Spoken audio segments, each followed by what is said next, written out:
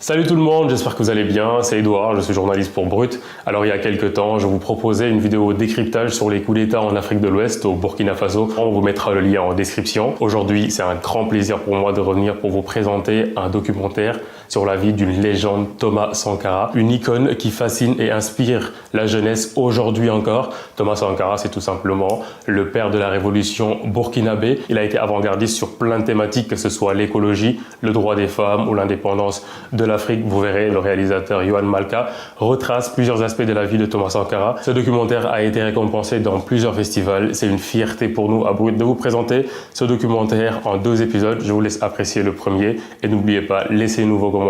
Bon visionnage. Tu connais Thomas Sankara, toi? Ouais. Toi, tu connais Thomas Sankara? Tu connais Thomas Sankara? Pourquoi t'es son descendant? Toi, vous connaissez Thomas Sankara? Bien sûr, évidemment. De nom en tout cas, mais je sais pas vraiment qui c'est. Moi, je vais pas faire le mytho. C'est l'ancien dictateur. Dictateur? Non, c'était pas un dictateur, c'était un président du Burkina Faso. T'es sûr? Burkina Faso, oui. T'es sûr de toi? Bon, voilà, vous êtes là avec la publicité Levi's.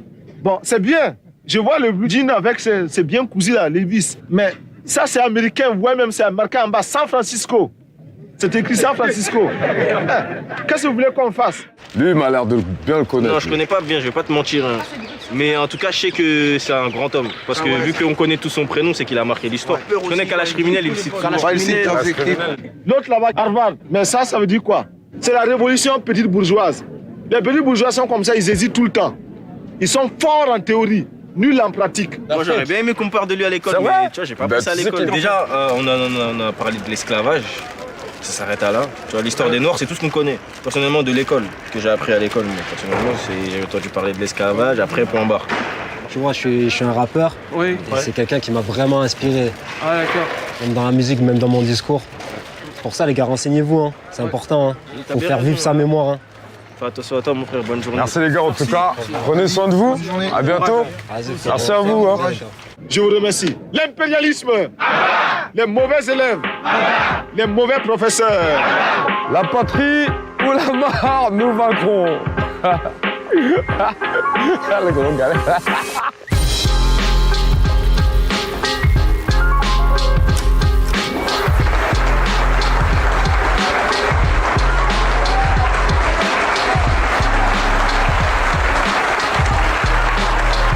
Camarades, en avant pour la libération de l'Afrique, la patrie ou la mort, nous vaincrons. Moi, ce que j'aime bien dans Thomas Sankara, c'est son verbe. Il avait des punchlines, comme on dit nous. Ce qu'il nous reste à faire, c'est la révolution. Nous devons être fiers d'être noirs. Thomas Sankara, ça rime avec fierté et dignité, en fait. Le colonialisme, l'impérialisme. Ces genres de personnages-là, ils passent une fois tous les 100 ans. La femme est une femme révolutionnaire, authentiquement révolutionnaire. Défendre la femme coûte que coûte. On avait un modèle parfait de féminisme ici même au Burkina Faso. On a forcément des ennemis et ils sont nombreux. Ces ennemis, c'est d'abord le capitalisme international. Sankara, ce qui était bien, c'est qu'on s'ennuyait pas, quoi. Et c'est pas la politique de faux cul, d'appuyer là où ça faisait mal, quoi. C'est digne d'un roman, c'est digne d'un film, tu vois, c'est Hollywood presque. La patrie ou la mort, nous vaincrons.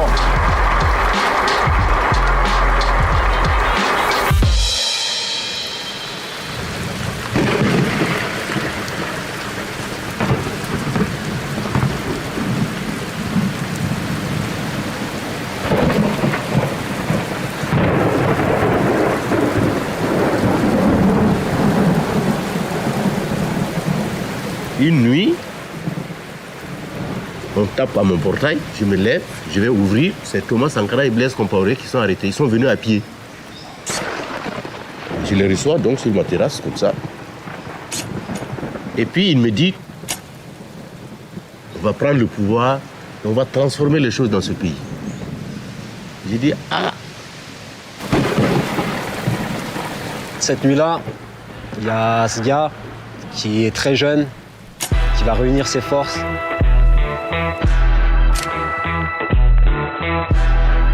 Et qui va prendre le pouvoir et qui va constituer une équipe de jeunes incorruptibles pour révolutionner son pays. Allez, parle-nous de cet enfoiré de Blaise.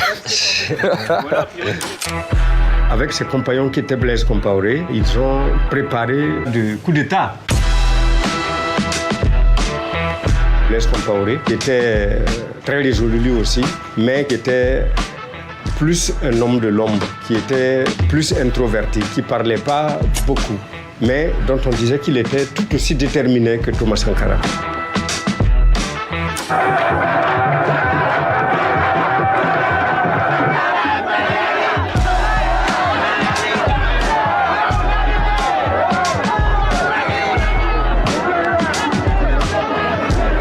Je pense que je mourrai avec cette image du militaire frêle, très déterminé dans le ton et le regard, qui a pris la parole pour annoncer qu'aujourd'hui, 4 août 1983, on instaurait la révolution.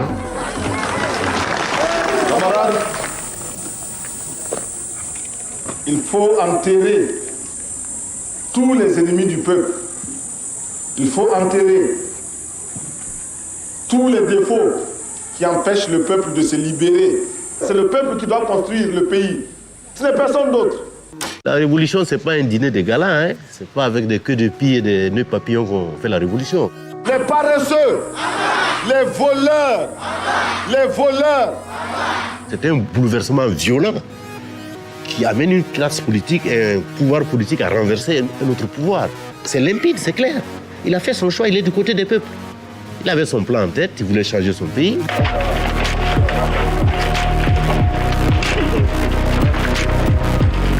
La révolution est permanente. La révolution est victoire.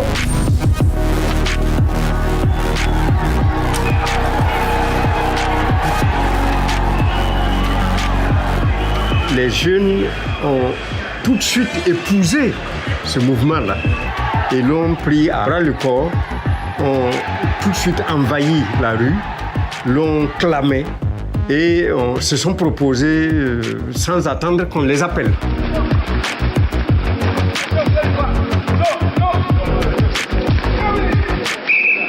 En Afrique, jamais un pouvoir ne s'appuie sur la jeunesse. Tous les dirigeants du pays ont une trentaine d'années, ce qui ne se reproduira plus jamais jusqu'à maintenant.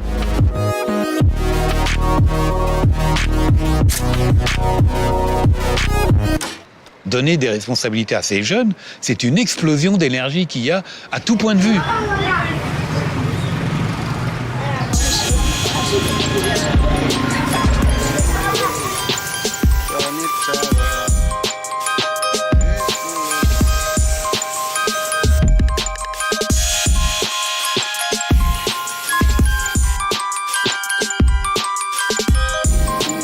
Le portrait de Sankara, et j'ai tellement fait ça des milliers de fois que je me souviens de chaque détail de son visage, les yeux, le nez, les oreilles, surtout le béret qui est l'élément important. C'est clair que nous nous réclamons héritiers de Sankara, nous nous réclamons révolutionnaires, nous nous réclamons artistes engagés.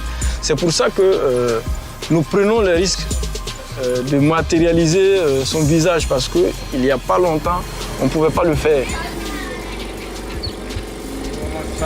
Tu vois ce qu'il a écrit? Défense d'oublier.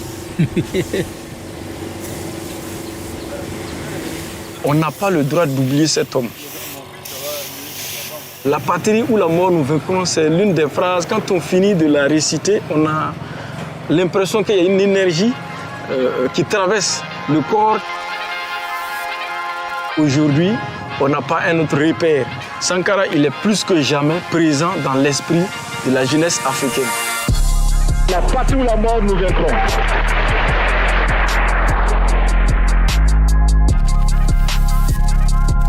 Je voudrais simplement dire que nous devons accepter de vivre africain. Hey, salut tout le monde, j'espère que vous allez. Ça c'est américain, ouais même c'est américain en bas, San Francisco. Pour y arriver, il a été à la tête de mesures radicales et de prises de position avant-gardistes pour l'époque. S'identifier à une icône, c'est super important. Moi, je sais que ma perception des choses, elle a changé quand je me suis intéressé à Sankara. Tous les Noirs, à un moment donné, ils se posent la question d'où on vient, qui sont nos héros. Où est-ce qu'on va? Comment on peut arranger les choses? À un moment donné, tous les Noirs se posent cette question, en tout cas en France. J'avais tellement à apprendre de Thomas Sankara et je le savais pas. C'est des choses que j'ai appris sur le tard. Parce que c'est des choses qu'on n'apprend pas à l'école française. Et en étant né ici, c'est juste que j'ai toujours eu une seule version de l'histoire et que forcément, je me suis accroché à celle-ci. Et quand j'ai découvert Sankara, ça a remis en fait à zéro un peu toutes mes références, notamment sur le féminisme.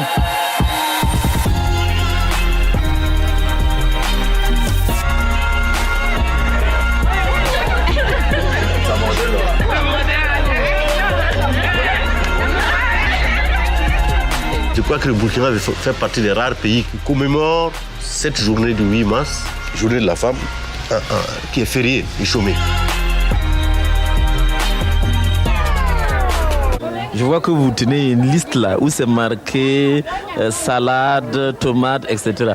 Cette liste là, qui vous l'a établie? C'est ma femme qui me l'a établie. Ce jour, il disait, il faut que les hommes fassent le marché et que les femmes restent à la maison. Vous savez aussi faire la cuisine?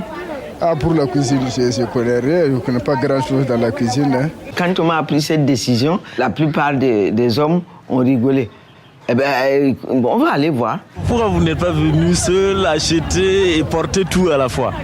Enfin, je ne suis pas venu seul parce que, ce qu'il fallait acheter, je ne connaissais pas, donc elle me montre et puis je paye. On met ensemble, je mets dans le panier. Et la femme, elle a presque honte. S'il vous plaît, est-ce que ça vous fait plaisir de sortir avec votre mari pour venir au marché et qu'il paye les condiments? Ça vous fait plaisir? Ça ne me fait pas plaisir puisque moi je le faisais seul. Maintenant vous êtes... Lui, il devait le faire seul aussi pour savoir les difficultés qu'on rencontrait aussi, quoi. Mais qui fait ça? Enfin, franchement, qui fait ça? Moi, ça m'a fait mourir de rire le jour où j'ai su à propos de cette anecdote. J'étais là, non mais c'est grave, c'est-à-dire que le gars a appliqué son programme à la lettre. Vous allez savoir ce que c'est que l'expérience d'être une femme, en fait. D'aller et de partager finalement ce qu'on appelle aujourd'hui la charge mentale. Et ben on va se partager ça. On voit le féminisme comme un courant qui est venu d'ailleurs, parce que maintenant quand on est féministe, vous entendez des féodaux nous dire non, ça c'est chez les blancs, ça m'étonne parce qu'on avait un modèle parfait de féminisme ici même au Burkina Faso. Tu te dis mais aujourd'hui on est encore en train d'écrire des tweets complètement dingues pour juste affirmer ça. Lui il dit ça, on est en 84. Peu d'argent au Burkina Faso, mais des idées. Après la semaine de la femme, la journée du marché obligatoire pour l'homme et la charte de la famille, la télévision locale lance les colombes de la Révolution.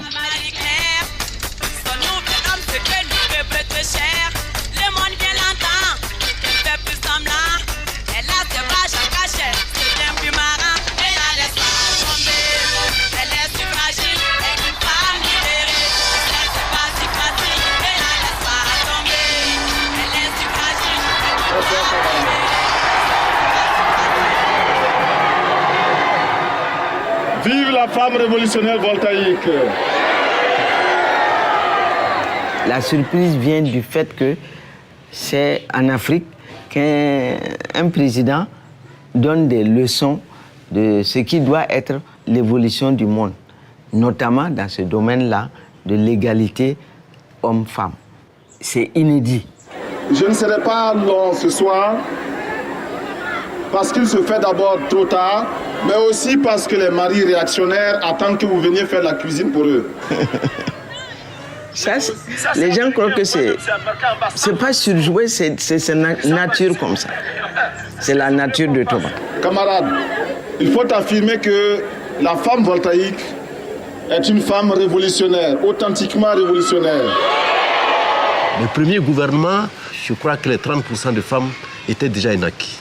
Le ministre de la Santé, c'était une femme, le ministre du Budget, c'est une femme, le ministre de l'Essor familial et de la Solidarité nationale, c'est une femme, le ministre des Sports, c'est une femme. Et il y a au moins 5 femmes.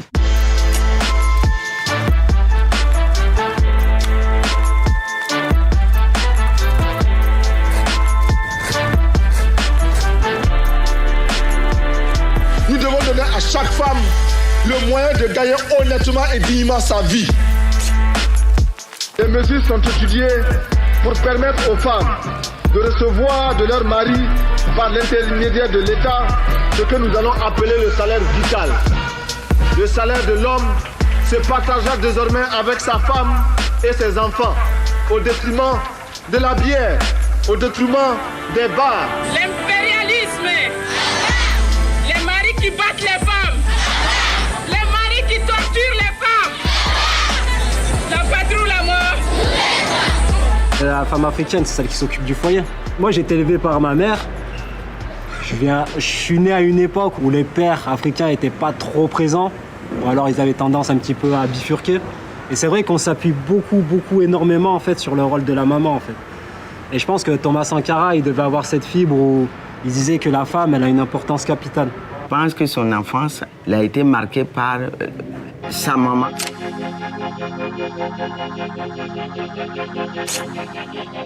On sent bien une empathie particulière. Il a vu sa mère, enfin, il a vu toutes ces femmes paysannes qui passent leur vie à travailler, tout ça. Il en parle comme s'il le ressentait.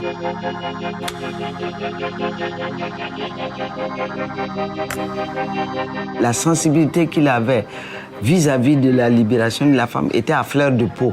Et dans tous ses discours, il l'exposait. Dans une même famille de deux élèves, une fille et un garçon, quand ils finissent, quand ils rentrent à la maison, la fille, elle a des travaux, elle doit faire la cuisine, elle doit aider sa mère à faire ceci et cela. Le garçon, lui, sort pour aller s'amuser et ne revient le soir que pour manger. Je pense que cette tradition qui avait pour ambition de faire de la femme un être qui doit rester à la maison et s'occuper des enfants, de la famille, a même été attaquée pour la première fois au Burkina Faso par Thomas Sankara. À l'école même, quand les filles sont en grossesse ou des choses comme ça, on les renvoie, n'est-ce pas? On les exclut. On le laisse lui, le garçon. Donc le garçon peut faire autant d'enfants qu'il veut. Dès la 6e, s'il veut, il commence à faire des enfants jusqu'en terminale. On ne les renverra jamais. Mais la fille, même si elle est à un jour de son bac, elle fait un enfant, allez, renvoyer. Bon, il faut à ce niveau-là aussi, par une éducation sexuelle, apprendre aux filles et aux garçons, chacun, à connaître les dangers, les risques et de tel ou tel acte. Tu as un retard, moins 5.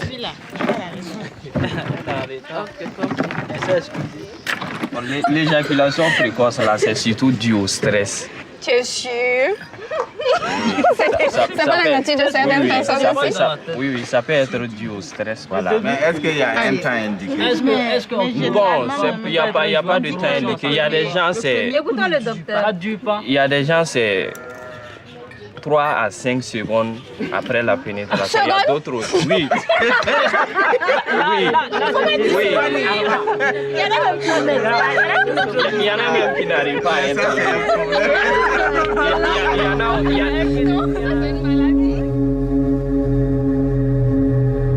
Thomas Sankara disait qu'on ne peut pas changer les choses sans une dose de folie.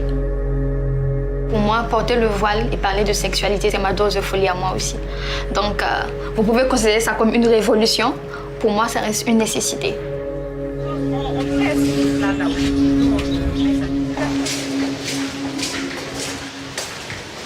Bonjour. Vous êtes passé ici? Ici, il y a des filles.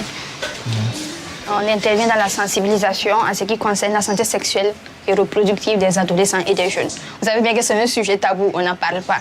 Même nos propres parents, c'est compliqué de parler de sexualité avec eux, voilà. Parce que c'est la société burkinabé même qui est comme ça. Est-ce qu'avec vos partenaires, vous avez opté pour une méthode contraceptive? Le préservatif? Le préservatif. C'est pour ça qu'on est là ce matin. Vraiment, vous sensibiliser à utiliser des méthodes, le préservatif surtout. On ne peut pas ignorer les conséquences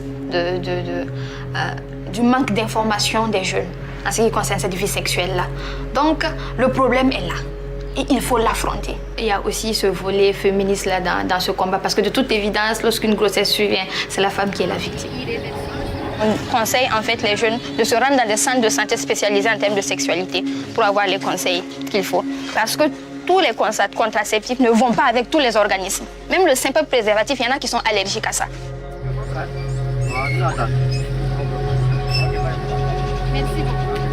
Prendre la parole, c'est prendre le pouvoir. Et toujours dans ce domaine, encore mon idole, c'est Thomas Sankara, qui arrivait vraiment à capter l'attention par la puissance du message qu'il véhiculait. Toute sa politique, finalement, c'est de dire on est capable. On est capable d'avoir une autonomie en termes d'agriculture. On est capable de lancer de nouveaux projets. On parlait du féminisme. On est capable. Et même l'écologie. C'est-à-dire que le type, il était tellement en avance sur son temps.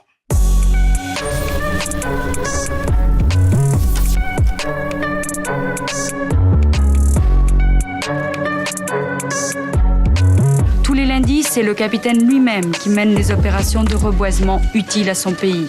Lorsque l'on dit que le désert gagne plus de 7 km par an dans notre pays, ce n'est pas visible.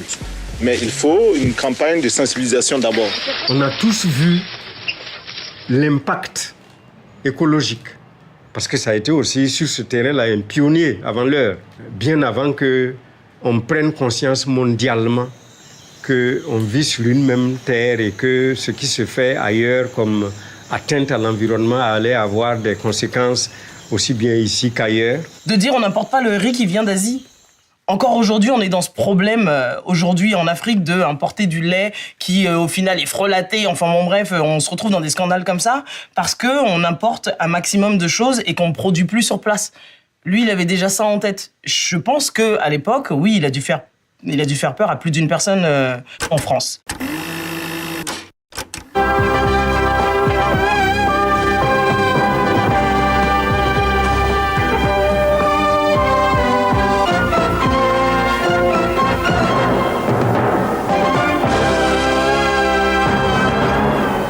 La participation du camarade président à la conférence internationale sur l'arbre et la forêt est une occasion pour relancer le dialogue avec la France. Dans l'amphithéâtre de la Sorbonne, beaucoup de regards sur le capitaine Sankara. Le capitaine Sankara a dénoncé courageusement l'égoïsme des plus nantis vis-à-vis des pays victimes des catastrophes naturelles. Le pillage colonial a décimé nos forêts sans la moindre pensée réparatrice pour nos lendemains. Nous voulons donc affirmer que la lutte contre la désertification est une lutte pour l'équilibre entre l'homme, la nature et la société. Aujourd'hui, on est sensible à l'écologie. Mais sauf que lui, ses problèmes, ils étaient là déjà. La sécheresse, elle était là. La déforestation, elle était là. Lui, il a répondu directement aux soucis qui se posaient devant lui parce que c'était vital. C'est vrai que c'est très actuel, hein. C'est vrai que c'était un visionnaire. On peut voir un message messianique dans son discours. Et moi, je pense que c'est la nécessité surtout. Il sera interdit de couper le bois. Désormais, tout véhicule transportant du bois sera arrêté. Et des amendes lourdes seront prononcées contre le propriétaire du véhicule. Et nous permettrons ainsi à la nature de se reproduire de façon harmonieuse. Ici, on a vu qu'en quelque temps, même des espèces de faune, etc., qui avaient disparu, étaient revenues dans certains villages. Moi, dans mon propre village, les gens ont vu qu'en 4 années où il n'y a pas eu cette coupe abusive du bois, etc., on a vu la régénérescence du sol. C'est l'avenir qui se dessine. Et Thomas était un pionnier. Bon, voilà, vous êtes là avec la publicité Levi's. Faites la publicité de Levi's. Bon, c'est bien. Je vois le jean avec ses bien cousus là, Levi's. C'est bien. Mais ça, c'est américain. Ouais, même c'est marqué en bas, San Francisco. C'est écrit San Francisco. Qu'est-ce que vous voulez qu'on fasse? Comment on va faire?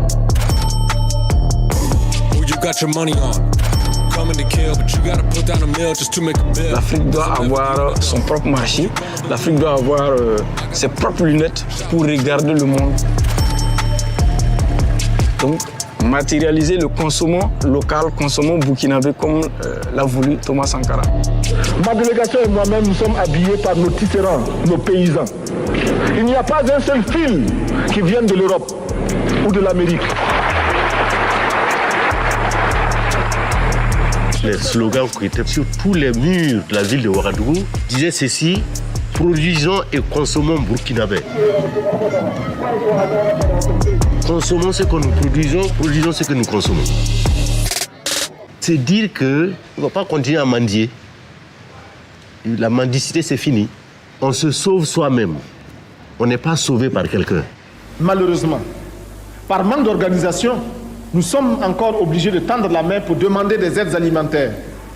Ces aides alimentaires installent dans nos esprits cette habitude, ces réflexes de mendiant, d'assister. Il est normal que celui qui vous donne à manger vous dicte également ses volontés. Il y en a qui demandent mais où se trouve l'impérialisme? L'impérialisme, regardez dans vos assiettes, quand vous mangez les grains de riz, de maïs, de mil importés. C'est ça l'impérialisme, n'allez pas plus loin. En 4 ans, on a pu pour la première fois depuis les indépendances atteindre l'autosuffisance alimentaire. On a construit le plus grand barrage de ce pays qui a permis de passer de 300 millions de mètres cubes à 600 millions de mètres cubes, sans un franc d'aide extérieure. C'est pas quelque chose, ça? Sankara, il répond aux besoins du peuple, il répond aux besoins essentiels. Lui, il dit qu'il faut donner à manger tous les jours aux gens, il faut leur donner à boire, etc. Il crée un modèle, je vais dire, de développement, et donc il est effectivement très populaire. Vu de France, on a toujours pris les présidents africains un peu comme des guignols, j'ai envie de dire ça, quoi. C'est cette image-là, en fait, qu'on a du président africain dans ces années-là. Quand on prend, par exemple, Bokassa en Centrafrique, il s'autoproclame empereur. Une cérémonie, juste, je pense que le prix de la cérémonie d'investiture, c'est probablement le PIB de son pays et des pays voisins. Haute grège, faite de perles incrustées de diamants, couronne de laurier d'or. Jean Bedel Bokassa va devenir Bokassa Ier, empereur de Centrafrique. C'est la même chose pour un Mobutu au Zaïre. On reste sur cette figure de président qui avait des palais complètement dingos. Moi, j'ai vu Mobutu, assis dans son trône, avec sa toque, avec ses ors. C'est ça aussi l'imaginaire que les élites politiques ont semé dans les esprits.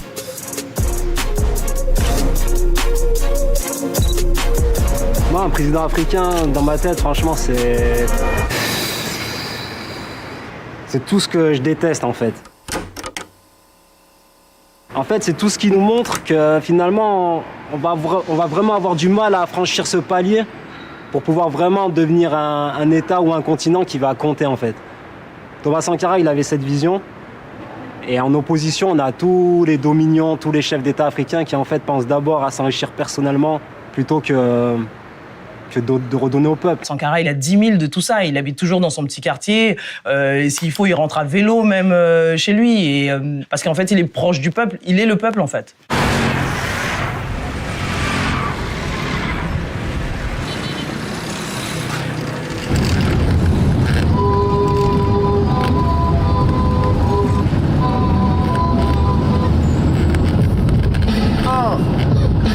Harry Potter, yeah, check 1, 2, nodé à la prod, check 1, 2, c'est ça même, yeah, ce putain de rap on le néglige mais il avance et n'écoute pas les aiguilles qui viennent te dire.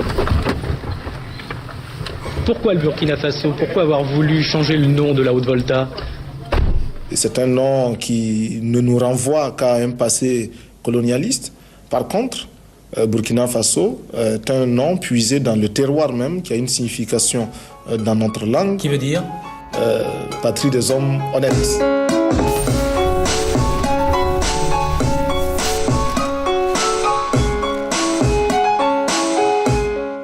Il faut oser aussi appeler un pays comme ça. Il faut dire que franchement, c'est 1000 fois mieux que Haute-Volta. On nous appelait des voltaïques comme les piles photovoltaïques. C'est pas très héritage du colonialisme français. La patrie des hommes intègres. Tout de suite, tout le monde le comprend. Tout le monde l'a accepté.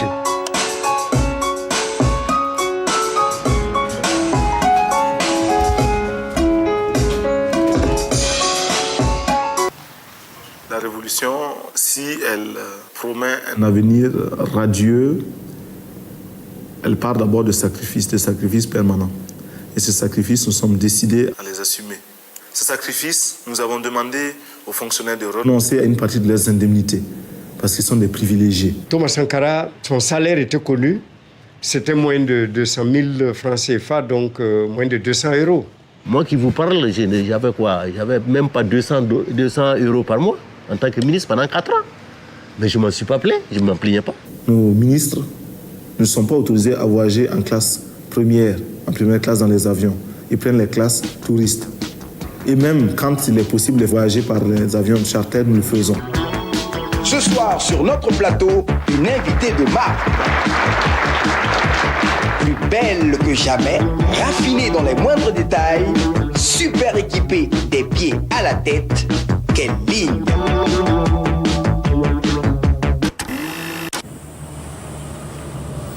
Mercredi, jour de réunion du Conseil des ministres. Ceux-ci s'y rendent dans leur nouveau véhicule de fonction. En effet, là aussi, pour montrer qu'on veut rompre avec d'anciennes habitudes, d'anciens privilèges, les Mercedes, symbole du pouvoir utilisé par les précédents régimes, ont été remplacés par des R5.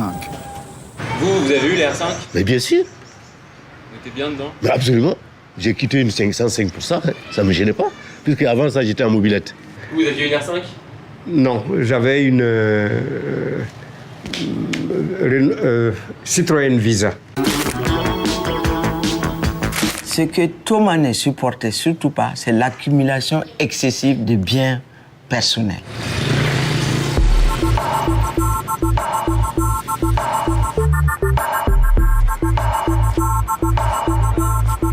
La maison paternelle est toujours là, vous pouvez la voir encore dans le quartier d'Apoya.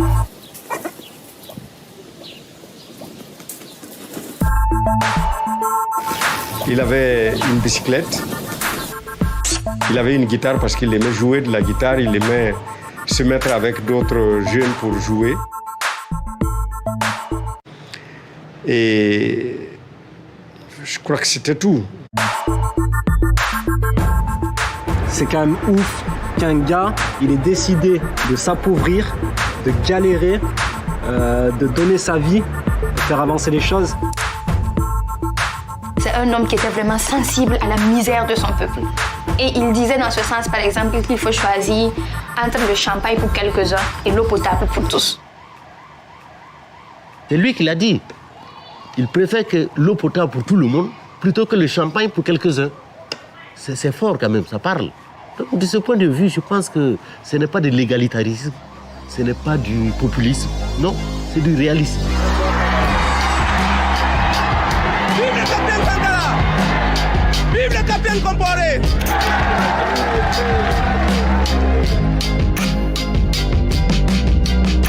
Ils sont montés au pouvoir très jeunes, ça bouillonnait de partout. Il fallait expérimenter toutes les idées. Et je crois que ça allait un peu trop vite. Il a fait plein de petites erreurs en fait.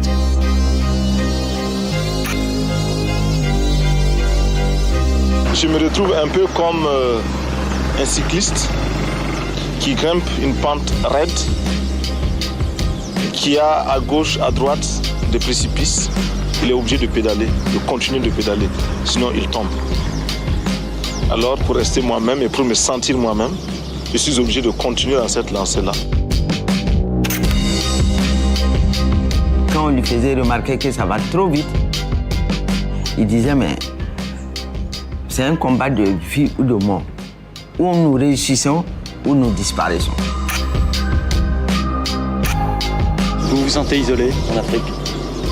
Mal compris en tout cas. Mal compris, mal aimé? Mal aimé, ouais. Sankara, il dérangeait trop, tu vois. Il était trop extrême dans sa façon de vouloir lutter contre la corruption, trop extrême dans sa façon de vouloir stopper certains avantages qu'avaient certaines personnes.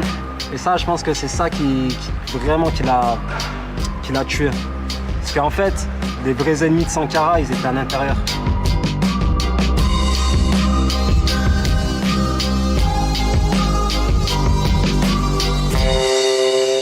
Voilà, j'espère que vous avez aimé la première partie de cette vidéo. Vous inquiétez pas, on ne vous laissera pas très longtemps sur votre faim car la deuxième partie sera disponible dès demain sur la chaîne YouTube de Brut. Vous verrez dans cette deuxième partie le tournant qui a mené à l'assassinat de Thomas Sankara, notamment avec la trahison de son ami et frère Blaise Compaoré. Je ne vous en dis pas plus et je vous donne rendez-vous dès demain.